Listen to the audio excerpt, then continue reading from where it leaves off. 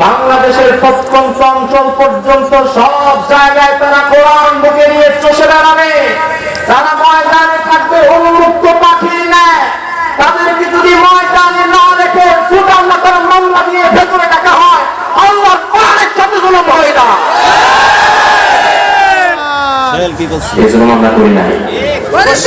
হ্যাঁ, আমার ভাইরা আমার, আল্লাহ তো বলেছেন ইন্নাহু কানা যালুমান জাহুলা। আমার কোরআনের সঙ্গে এই মানুষগুলো বড় জুলুম করে ফেলল। এই জন্য এই জুলুমগুলো থেকে আমাদের সাবধান হওয়ার দরকার আছে না নাই? আমার ভাইরা লক্ষ্য করেন, এই আয়াতের মধ্যে আল্লাহ তাআলা সমাজ পরিবর্তনের কথা বললেন। কোরআন নাযিলের মূল উদ্দেশ্য যে সমাজ পরিবর্তন, এই কথাগুলো এই আয়াতে কারিমার মধ্যে আল্লাহ বলে দিলেন। সমাজ পরিবর্তন হওয়া খুবই দরকার, কারণ যতদিন যাচ্ছে মানুষ আস্তে আস্তে হারামের পথে তত বেশি করে ঢুকে যাচ্ছে।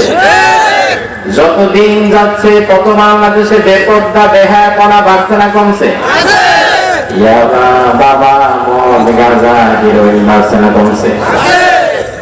আগে এক সময় মদ খাওয়া এত সহজ ছিল না, ইয়াবা খাওয়া এত সহজ ছিল না। এখন ইয়াবা বাংলাদেশে এত পরিমাণে বেড়ে গিয়েছে, গ্রামের অনেক চায়ের দোকানে চায়ে কেটে নিচে ইয়াবা বিক্রি হয়। আছে না নাই? আমার ভাইরা, যে আপনাদের প্রিয় চেয়ারম্যান মিজানুর রহমান খান সাহেব,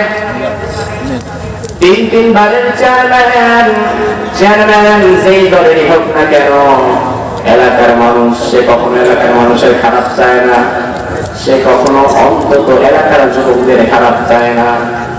আপনাদের প্রিয় চেয়ারম্যান লোকমান ফোর্ড আমার কাছে অনুরোধ পাঠিয়েছে যেন মাদকের বিরুদ্ধে, ইয়াবা, বাবা, গাঁজা, মদের বিরুদ্ধে কিছু কথা বলা হয়। তার